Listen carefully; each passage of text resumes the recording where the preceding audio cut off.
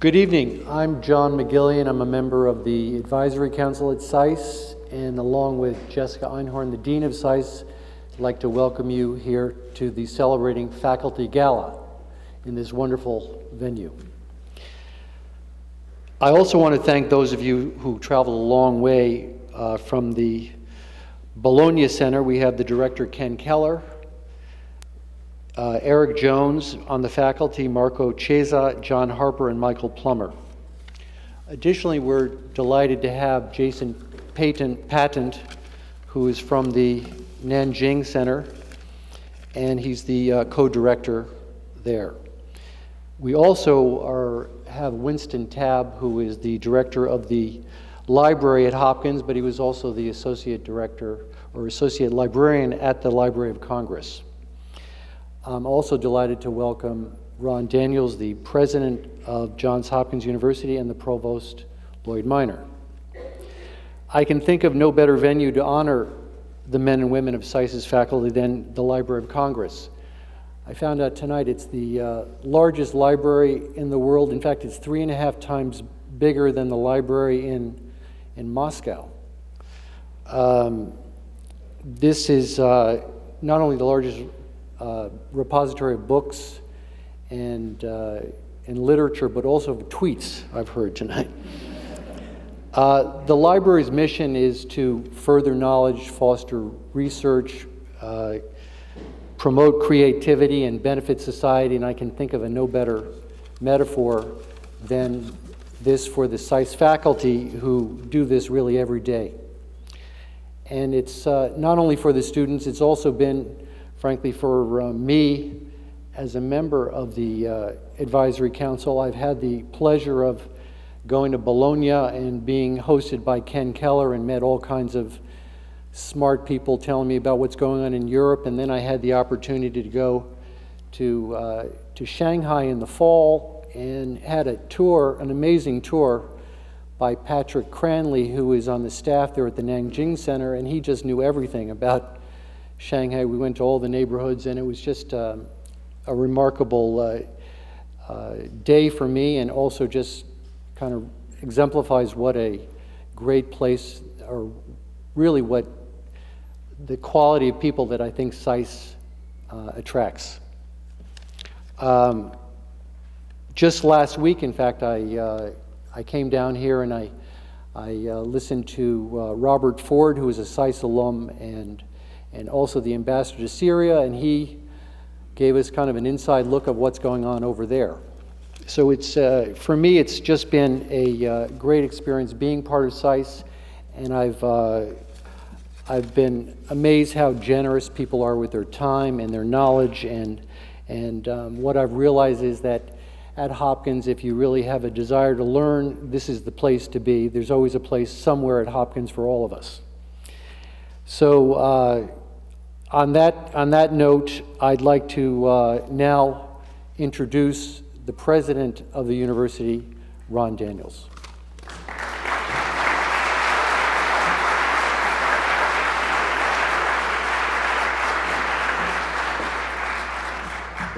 Well, thank you, John. I am so delighted to be with you this evening as we have this opportunity to celebrate and honor our faculty.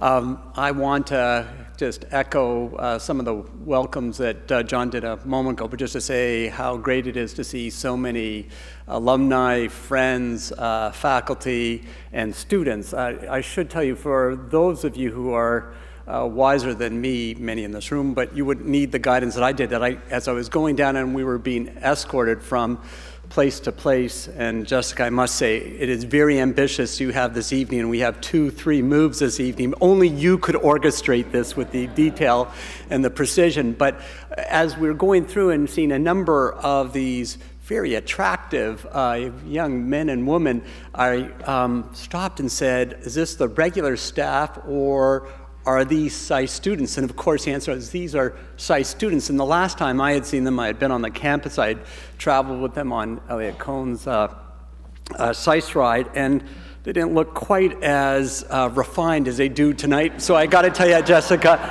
your students, they clean up real well, real well.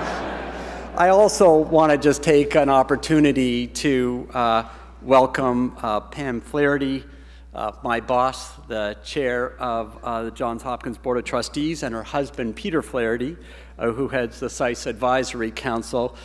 I just want to say on behalf of the university, we are just so grateful to this most dynamic of duos for all they give to the institution, and it's great to see you both here this evening. Also want to take an opportunity to welcome back to SAIS Dean Emeritus Paul Wolfowitz, and say to you as well, it's wonderful that you're here with us this evening. I want to start my remarks by referencing the summer of 1943. The United States had become a country of war bonds and wartime production. Across the ocean, the North African campaign had just ended, one continent redeemed, and the Allies had just taken Sicily. The pace of war was picking up, casualties were heavy, and our communities mourned their losses with stalwart resignation. FDR noted the first crack in the axis, but cautioned of the long months that were to come. In this turbulent landscape, the idea of SAIS was born. It was the unlikely brainchild of two men, Christian Herder and Paul Nitze, prone to lofty breakfast conversations in the Georgetown residence they shared with their wives. As the war raged in Europe, they dreamed up a school that would prepare young men and women for leadership, international leadership, in what was hopefully going to be a more humane, more peaceful post-war environment.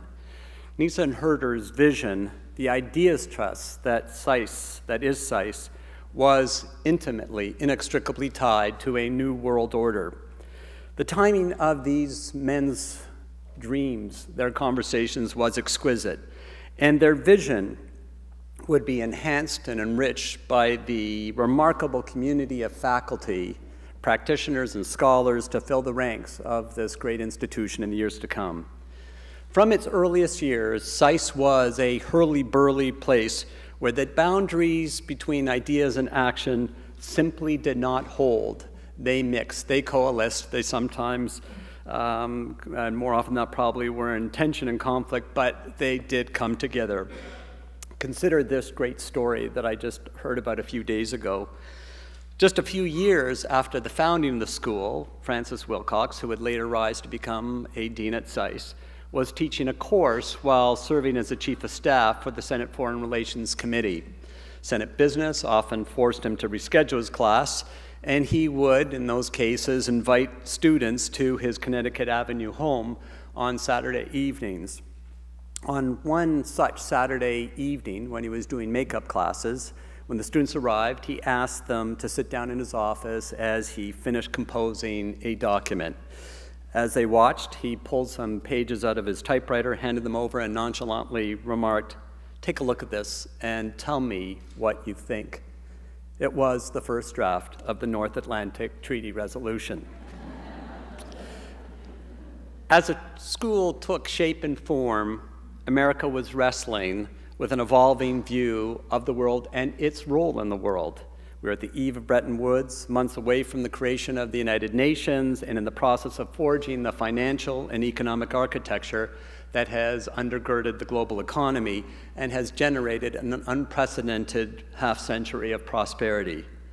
SAIS faculty, men and women of ideas, imagination, and vision, steered us through this time, the immediate post-war period, and later through the existential threats of the Cold War. They helped us understand the disintegration of the Soviet Union, the implications of decolonization in sub-Saharan Africa, and the growing commitment to making human rights a priority, indeed a reality, for ever-growing numbers of the world's population. Our economists' early focus on free trade presaged a world that would seek power through the pursuit of wealth rather than military conquest. Our regional faculty provided a rich depth of understanding in critical emerging areas of the globe, including the Middle East and Africa, before others recognized the importance of these regions. And our SAIS leaders helped build, global institutions and guide the debates around them, from the UN and NATO to the World Trade Organization and the International Criminal Court.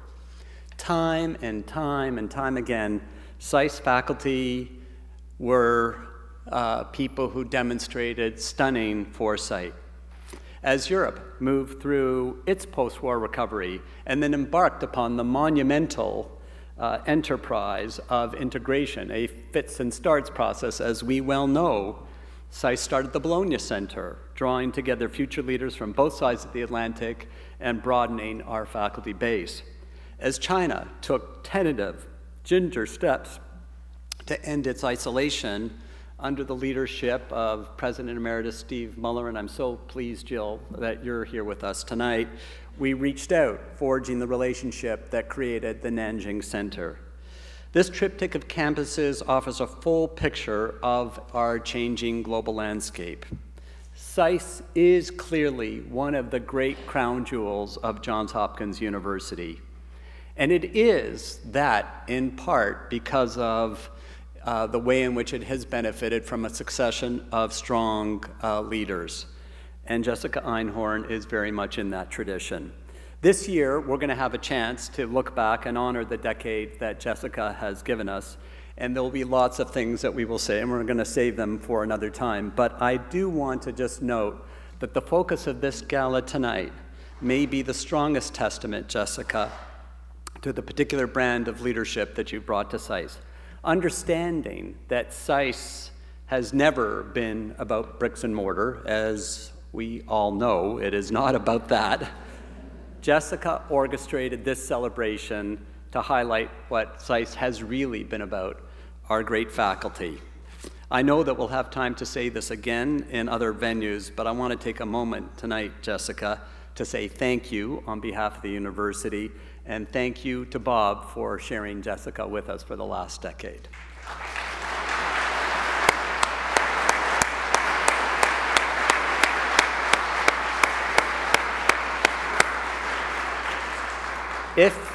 If we have learned anything from SAIS's eclectic and dynamic history, we know that our future is anything but fixed.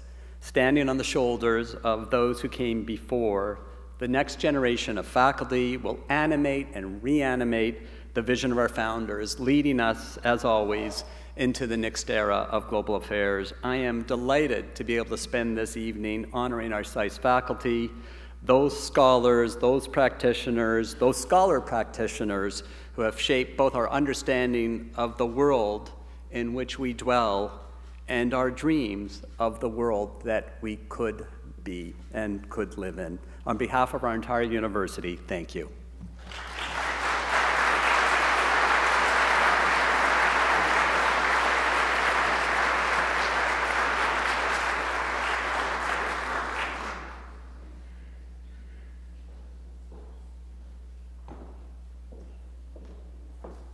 I'll hold on to the banister because I think we've had all the acrobatics we probably need this evening. Thank you very much, President Daniels. And good evening and a warm welcome to all of the wonderful SAIS community who did and could come to be with us as guests this evening. But we welcome most of all our honored guests of the evening, the SAIS faculty from our campuses in Washington, Bologna, and Nanjing, whom we celebrate throughout this evening. I'm delighted also to welcome back Dean Paul Wolfowitz, and of course my dear colleague and friend Ken Keller, and to say to Jason Patent, who's just begun in Nanjing, no, we don't do this every year.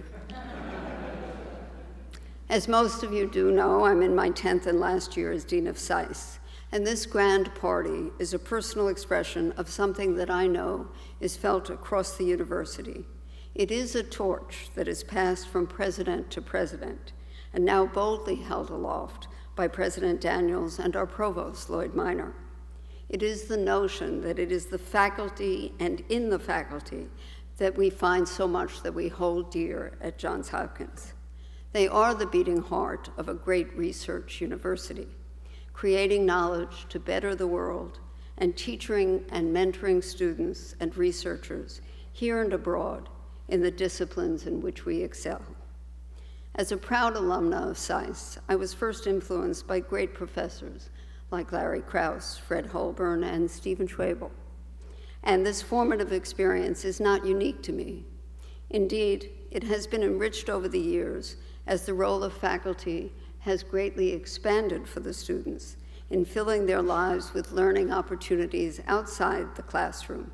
Just ask the students here from so many programs, ask in strategic studies or Latin America or so many others.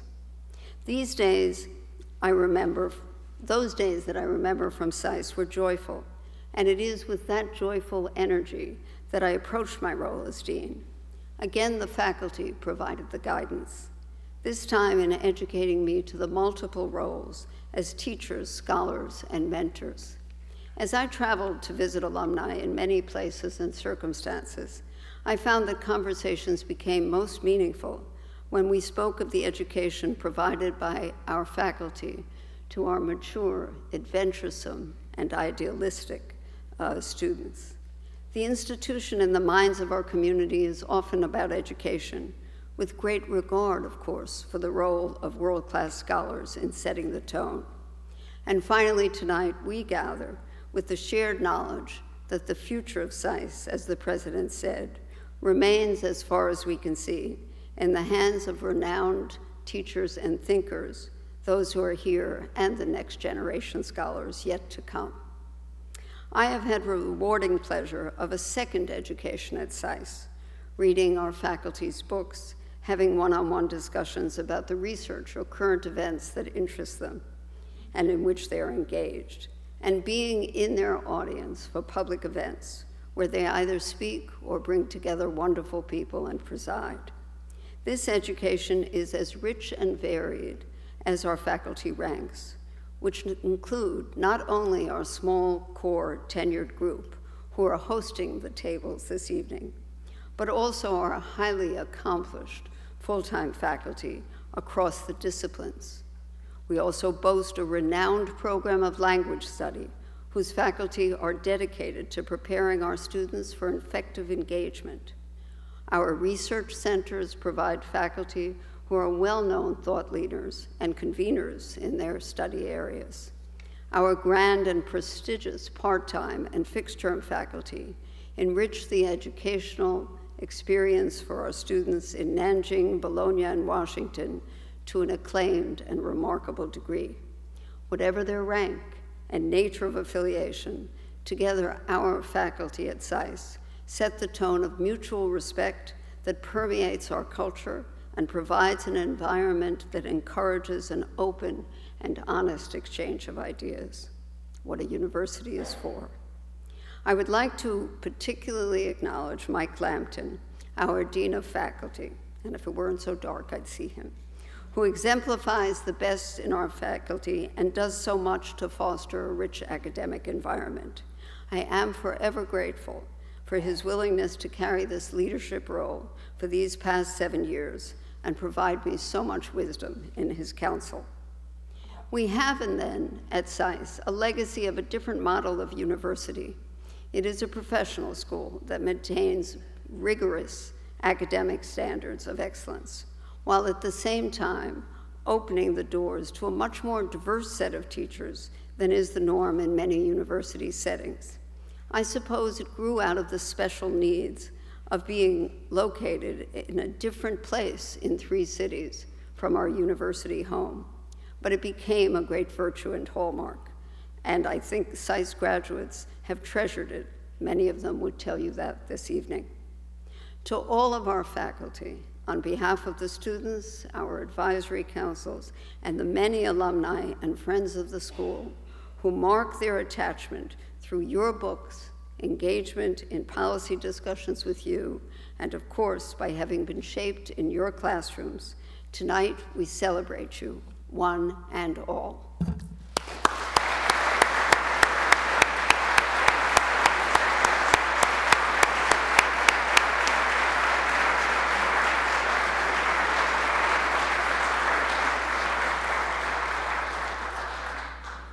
If you look in your programs, you see that now is a time when we want to honor a few or at least name and make them stand and take their applause, a few people who are very deeply associated with this evening.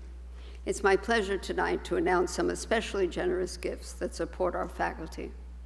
Whether in Washington, Bologna, or Nanjing, SAIS is a natural academic home for established scholars and leaders in their field.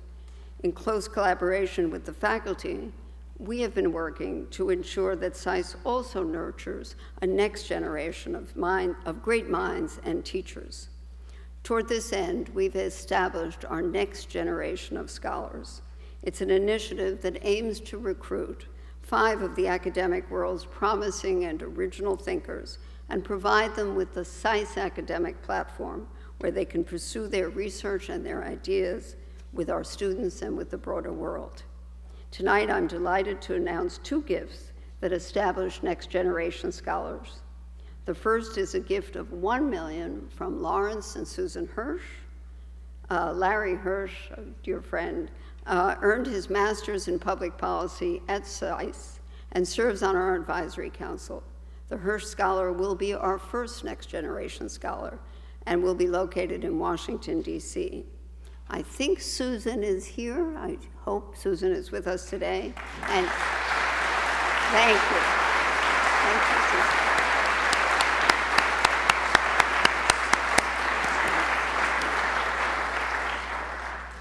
Our second next generation scholar is made possible by a lead gift of $500,000 from Lou Foster and Kathy Pike, 2 Homewood graduates who attended SAIS in Washington, and Kathy spent a year in Bologna. Lou also serves on the Johns Hopkins University Board of Trustees, and together they serve on our advisory council. Please stand so we can thank you.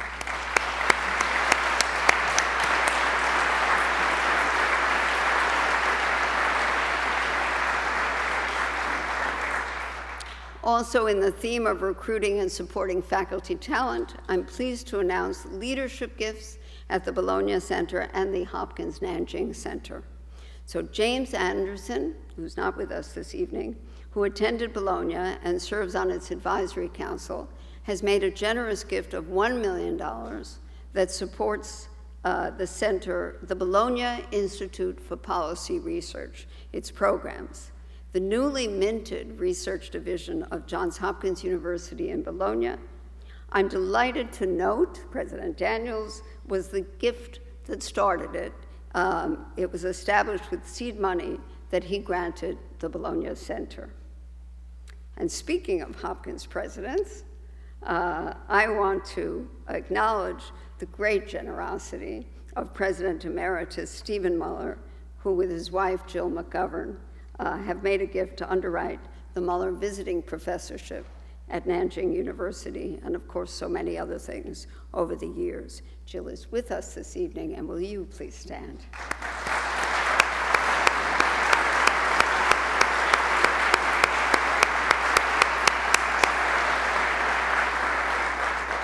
Jill, we thank you and we send our love to Steve. While the research of our faculty enriches our community and the world, this priority is matched also by our faculty's service to the students. Fellowship support enables the school to recruit the most promising young minds, and actually, as we've seen, the most beautiful faces, to come to SAIS. So I'd like to take the opportunity to thank Pam and Peter Flaherty for a very generous gift of $1 million to recruit top students through what's called the Dean's Fellowship Program.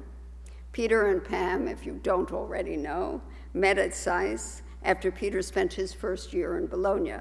Peter serves as the chair of our advisory council, and Pam, of course, as the chair of the Board of Trustees, first SAIS grad to do that, first woman to do that.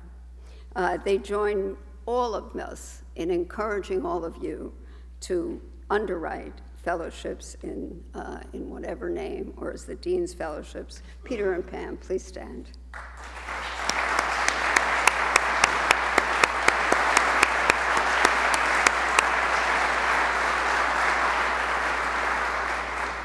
In the back of your program, you'll see a list of professors who have received the Excellence in Teaching Award. a moment that I must say I find most thrilling every year at commencement. This tradition was established by the class of 1984. I don't know how the teaching went before then, but in any event, it continues to this day. For the last 5 years, the award has been underwritten by the Marjorie S. Fisher Fund of the Community Foundation for Southern Michigan. The Max Fisher Prize has elevated this award, joining it with a lecture later in the year, and it's helped us to establish a celebration worthy of this great tradition of great teaching. I'm so pleased to announce that the fund will continue to underwrite the award for the next 5 years, and I understand that Andrew Aronow is from the Fisher family and with us today, if you would stand.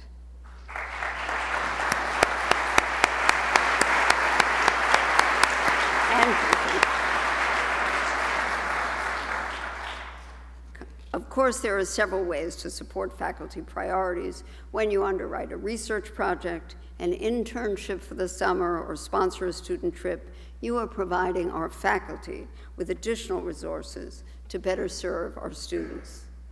All of the donors gathered here today were included in this celebration because your generosity and support is so critical to our school. Many of you are alumni and know our faculty personally. Some of you, like Antoine van Achtmel, and our generous host, John McGillian, have come to know us through later affiliations. So before I turn the podium over to our esteemed keynote speaker, I would like to take a moment to acknowledge all of you for your considerable and generous support. Thank you.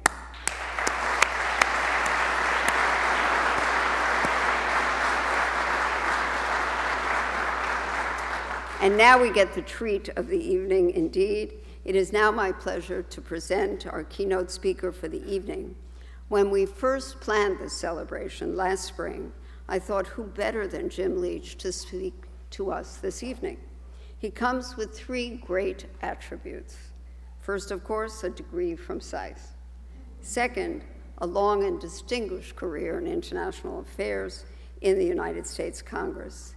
And now, as the chairman of the National Endowment of the Humanities, in his current role, of course, he serves as the keeper of the flame of liberal studies in America. Jim is a voice of and a voice for civility in public discourse. I might also add that with 11 honorary degrees, his academic robe must have more stripes than a general's chest. Ladies and gentlemen, Jim Leach.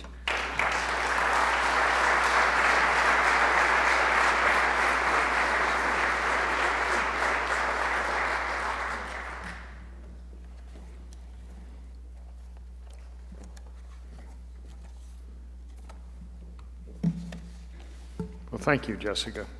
President Daniels, Dean Einhorn, faculty, students, fellow graduates, and friends of SAIS. The concept of celebrating the faculty of an institution of higher learning is wondrous, particularly when that faculty is deeply respected. Clearly, I would err in many ways with omissions if I attempted to list the extraordinary academic and public contributions that have been made over the years by faculty members in so many fields.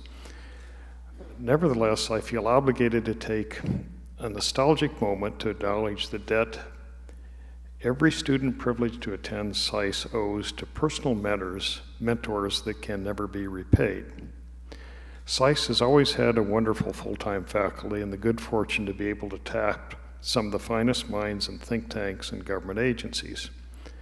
For instance, as a typical student, I was able to study macroeconomics under the thoughtful guidance of Isaiah Frank, who had held senior positions at the State Department and the intelligence community and was considered one of our country's leading international trade experts.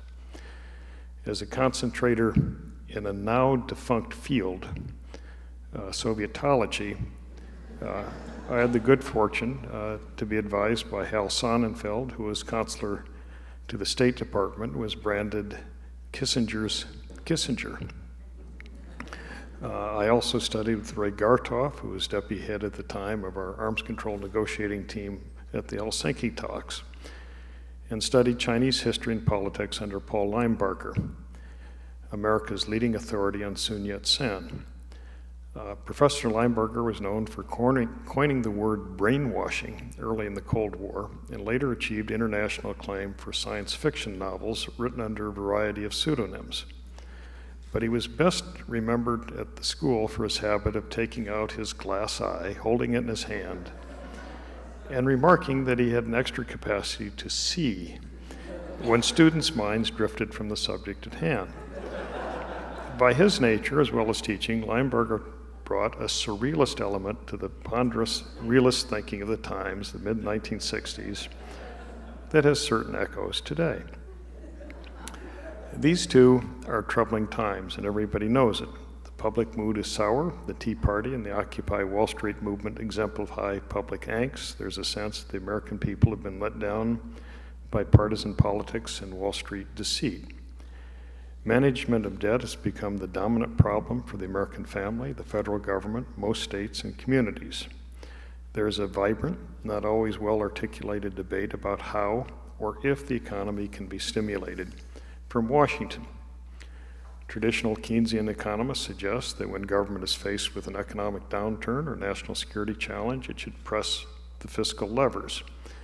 Acolytes of Milton Friedman and the Viennese-born economist Friedrich Hayek, on the other hand, argue caution, especially in raising taxes.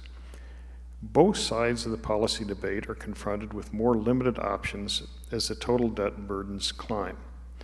At some point, debt accumulation becomes unmanageable. And no economist knows where the breaking point is because in the final measure, nation-states operate in a market economy. It's public confidence that determines the marketability and pricing of debt. What we do know is that the costs of government are bound to escalate as debt obligations place an increasing claim on national resources and as a higher proportion of our population reaches retirement age. In addition, we know that the hangover from the past decade's fiscal decision-making cannot be ducked. For the first time in our, or perhaps any country's history, taxes were cut in wartime. No shared economic sacrifice was called for. The cost of military intervention in 2 Islamic countries, our 2 longest wars, as well as the costs associated with attacks from the air and 4 others, has been passed on to future generations. The result is that in a recent fiscal year, we raised approximately 15% of the GDP in taxes and spent 25%. These are unsustainable figures. This brings us to the increasingly surreal world of Washington politics and the fiscal decisions that affect all elements of the federal budget. What is so troubling is that the judgmental differences that are worthy of respect are exacerbated by partisanship that undercuts the capacity of governing bodies even to make decisions. When too many look at politics as a game to win rather than challenge to lead, politics becomes dysfunctional and the economy destabilized. Inevitably, our leadership in the world suffers and our national security is jeopardized. As all of you are aware, the effort this fall of a group of 12 legislators mandated to come up with a plan to narrow the deficit by at least $1.2 trillion over the next decade failed.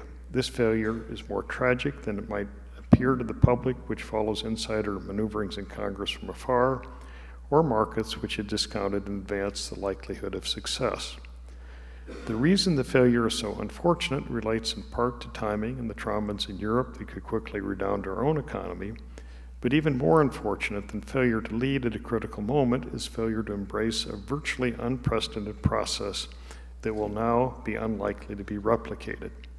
Congress, which had committed itself methodologically to an unamendable vote on a comprehensive measure filled with electoral liabilities, will now be forced back into processes that have so markedly broken down in recent years. Many economists on both sides of the Keynes-Friedman divide are suggesting that steeper out-year deficit reductions, $3 trillion or more, should be the goal.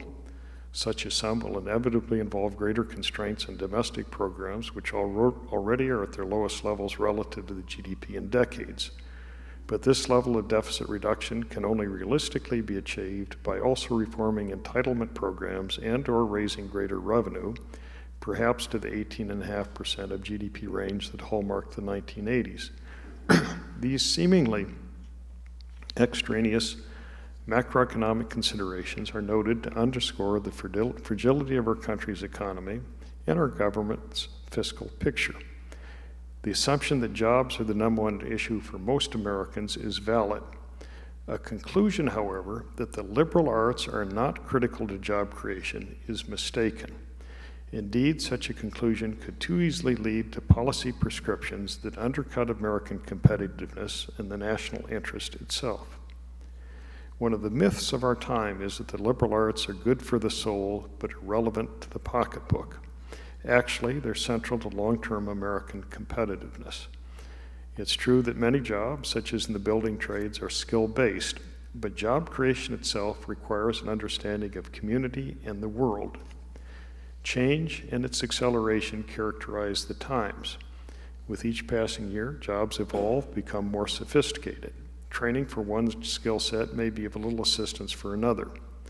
On the other hand, studies that stimulate the imagination and nourish capacities to analyze and think outside the box are well suited to the challenges of change. They make coping with the unprecedented a manageable endeavor. What is needed in a world in flux is a new understanding of the meaning of the basics in education. Traditionally, the basics are about the 3 R's, which in my state of Iowa are sometimes defined as reading, writing, and wrestling. But however defined, they're critical. Nonetheless, they're insufficient. What are also needed are the studies that provide perspective on our times and foster citizenship understanding of their own communities, other cultures, and the creative process. To understand and compete in the world, we need a 4th R, what for lack of a precise moniker might be described as reality, which includes not only relevant knowledge of the world near and far, but the imaginative capacity to put oneself in the shoes of others and creatively apply knowledge to discrete endeavors. Rote thinking is the hallmark of the status quo. Stimulating the imagination is the key to the future. As individuals, we all try to make sense of our own odysseys through life. Our universe is small in relationship not only to the solar system, but the communities in which we live. But wherever we might be, we're affected by global events, whether related to the challenges of national security or the global hiring war. In this insecure geostrategic environment, a deeper comprehension of the 4th R, that is reality, has never been more important. It is essential to revitalizing the American productive engine and inspiring thoughtful citizenship. A skeptic once suggested that the humanities are little more than studies of flaws in human nature. Actually, they uplift on the one hand and warn on the other. The power of a few to commit acts of societal destruction and the contrasting capacity of a few to precipitate uplifting change has grown exponentially in the past century. 2 contrasting examples provide contemporary illustrations. SAIS Azar Nafisi points out that little strikes greater fear in the hearts of despots than the humanities. They are anathema to tyrants because they liberate the mind. It is not surprising that in the wake of civil unrest several years ago, Mohammed Ahmadinejad declared that the humanities courses in Iran must be purged to reflect only government-approved dogma. To watch what may be an historic progressive revolution take place in Tahrir Square this past year, however, is to understand why oppressors have such reason to fear the humanities. To them, the danger is self-evident. A free-thinking people will be tempted to lead their leaders. One liberated mind, a young college graduate, Gigi Ibrahim, was interviewed on The Daily Show about why she became involved in the protests against her government. The answer she gave Jon Stewart was that she was inspired by taking a class at the American University in Cairo on social reform movements. Ideas manifested themselves into ideals, and history, she found, provided the power of example. Individuals with convictions could stand up to tyranny. Precedents can be instructive, but less so in the world in which we live has so many unprecedented problems, political as well as economic.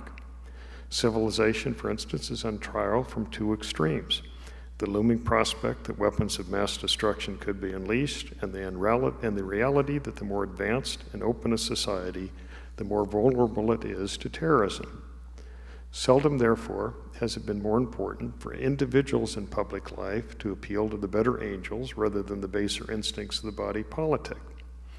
Whether the issues are social, economic, domestic, international, the temptation to appeal to the darker side of human nature must be avoided. The stakes are too high. The duty of public officials is to inspire hope rather than to manipulate fear, and the health of nations is directly related to the temperance of statecraft. It's also related to the depth of knowledge applied to decision-making.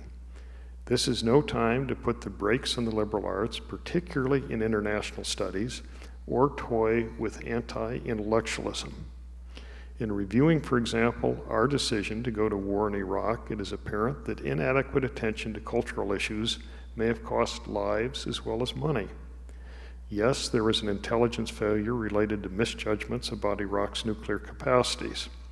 But the greatest intelligence failure was our lack of understanding of the region, its people, and their religions. For instance, despite having gone to war in the Persian Gulf a decade earlier, Congress and, I fear, the executive branch policymakers understood little of the Sunni-Shia divide when 9/11 hit. Likewise, despite the French experience in Algeria, the British and Russian in Afghanistan, we had little comprehension of the depth of Islamic antipathy to foreign occupation. Nor, despite the tactics of a Daniel Boone-style patriot named Francis Marion the Swamp Fox, who attacked British garrisons at night during the Revolutionary War and then vanished in South Carolina swamps during the day, we had little sense for the effectiveness of asymmetric warfare. Policymakers have to recognize that political traumas of the moment are surface issues that can be understood only in relation to underlying cultural bases, the customs, history, literature, philosophy, religion, and sometimes the myths of a country or people. Such considerations are critical to devising approaches to avoid conflict, to prosecute a war if conflict cannot be avoided, and to end any conflict in such a way as to lessen the prospect of a similar conflict emerging again. For decades, military strategists have wisely talked of the need to think through the hazards of exit strategies when war is contemplated. But concerns about how to end a war seldom get more than passing attention when planning for war commences. To the degree exit strategies are initially considered, the theoretical planning generally encompasses institutional and logistical concerns more than cultural considerations. Yet to lead the world in this century, it is the human condition, the culture and history of countries, the minds and souls of people that are going to have to be better understood. National security involves more than military preparedness. It begins at home, not only in relation to the making of policy judgments, but with regard to the respect or lack thereof accorded diverse cultural groups. The advancing of mutual respect is central to relations between states and peoples. As an immigrant society with family ties to every country across the globe, we are watched closely. How we speak about others and assimilate elements of our own society affect whether peoples around the world view us as a beacon of hope and opportunity or a wellspring of prejudice. For many, concern for civility seems an unimportant or sanctimonious. Actually, civility is an enduring value of civilized society. It issues how individuals interrelate in community and how societies make decisions and it can affect life on the planet. For the ancient Greeks, civility involved a bond of polis, a sharing of principles, and a commitment to live justly within the framework of a city-state. Today, civility remains the heart of civilization. It provides a prospect of avoiding, dampening, even resolving conflict, whether in the neighborhood or the international community. Civility isn't simply or principally about manners. It doesn't mean that spirited advocacy is to be avoided. Indeed, argumentation is a social good. Without argumentation, there's a tendency to dogmatism, even tyranny. What civility does require is a willingness to consider respectfully the views of others with an understanding that we're all connected and rely on each other. Seldom is there only one proper path determinable by one individual, one political party, or one nation state. Public decision-making doesn't lend itself to certitude. And that is why humility is a valued character trait and why civility is an essential component of civil society. In an American context, citizens should be expected to disagree vigorously with each other, take their differences to the ballot box, but the outcome that matters most in the wake of an election is whether, despite rival ambitions, the prevailing candidates have the fortitude to work together for the national interest. Government of, by, and for the people is obligated to conduct the nation's business in a manner that respects contrasting views and those who hold them.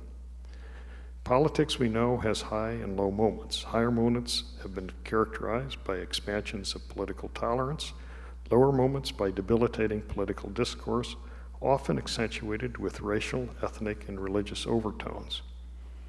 In the history of our republic, there have been more troubling challenges than we've witnessed in recent years. In world affairs, more egregious words have incited mankind to greater misdeeds than America has ever experienced. Nevertheless, the caustic labeling of public officials as fascist or communist and the polemical toying with history-blind radicalism, the notion of secession, is deeply troubling. One might ask, what problem is there with the political hyperbole? And the answer is plenty. Some frameworks of thought define rival ideas, others enemies. The poet Walt Whitman once described America as an athletic democracy. His athletic reference was not to sports in a contemporary sense, but rather to the spirited politics of his era, which was rugged, sometimes intolerant. Anti-immigrant, especially anti-Catholic sentiment and toleration for human degradation implicit in slavery characterized more than a little of 19th century American thought and many of our social structures. Indeed, violence was part of 19th century political manners. As we know, in 1804, the Vice President of the United States, Aaron Burr, shot dead in a duel our greatest Secretary of Treasury, Alexander Hamilton, for suggesting that Burr was despicable.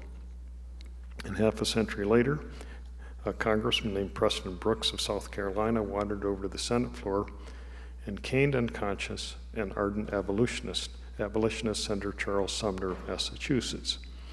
So uncivil behavior is nothing new. What is new are transformative changes in communications technology, in American politics, and the issues facing mankind. Evidence is mounting, and polls confirm that America has entered a period of intensifying polarizations.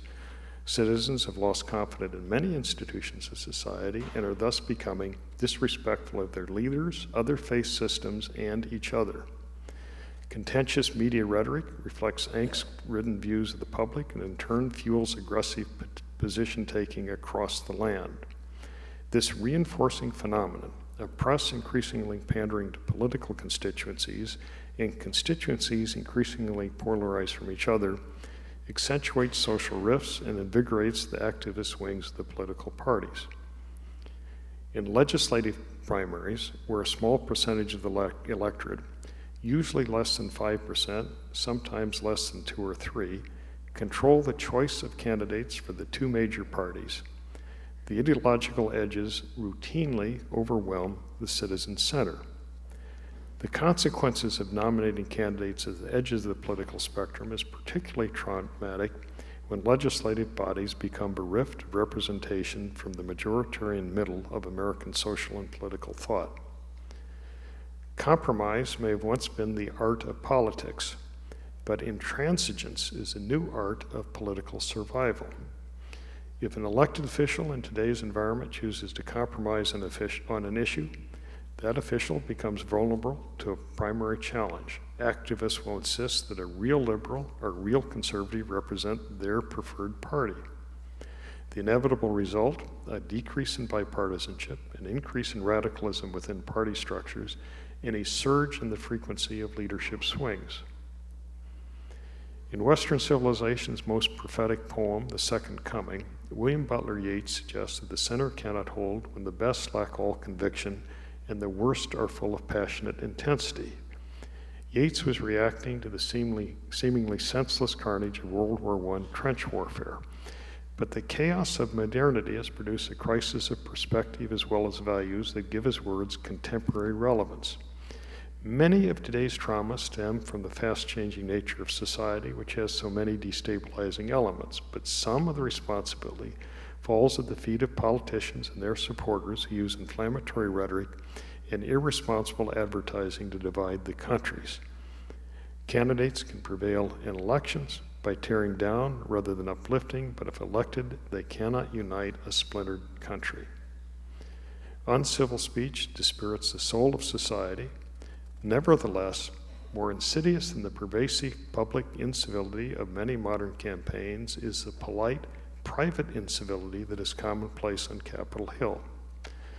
The electoral process, after all, is more than about what happens on election day. It's also what happens between elections.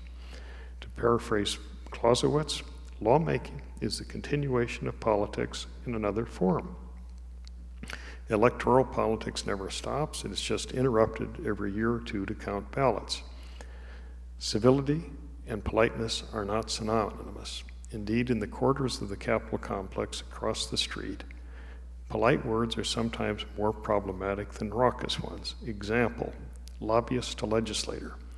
Congressman, as you know, we maxed out for you in the last election, and we and our allies sure hope to be able to more than match that support in this fall.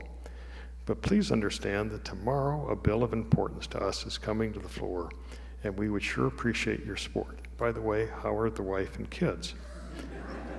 Politely stated, but there is no reference to the common good. Instead, coercively implied is an ongoing, quasi-contractual relationship between an interest group and a public official.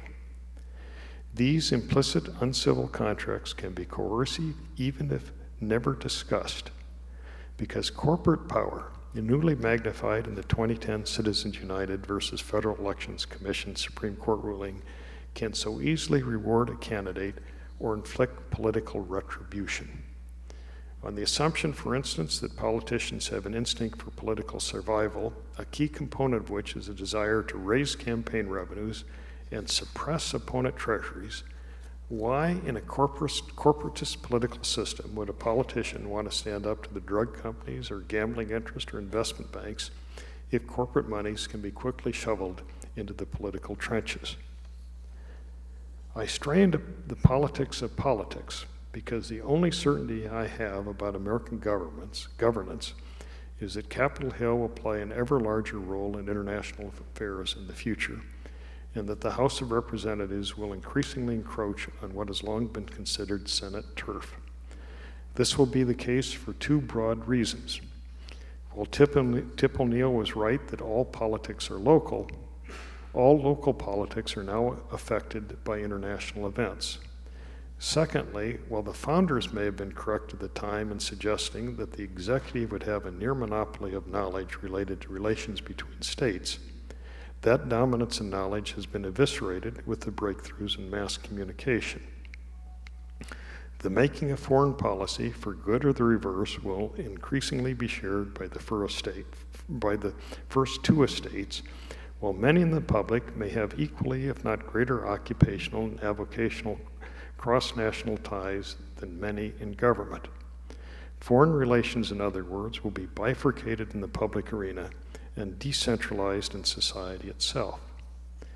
What this means for SAIS is that the gravity of international affairs will decreasingly be the province of governments and governmental units in all countries. It will thus be as important for the national interest of America and the international greater good to have the student body of this flagship institution of foreign affairs be made up of individuals who become journalists and academics, leaders of business and NGOs, as well as potential public officials.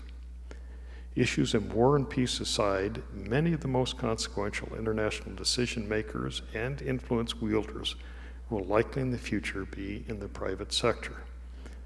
I note this as the most obvious, but also the most optimistic comment of the evening. After all, this country is loaded with leadership across the landscape of business, nonprofit foundation, the arts, and academia. It is politics that is challenged, and in a democracy, this can be corrected. Thank you.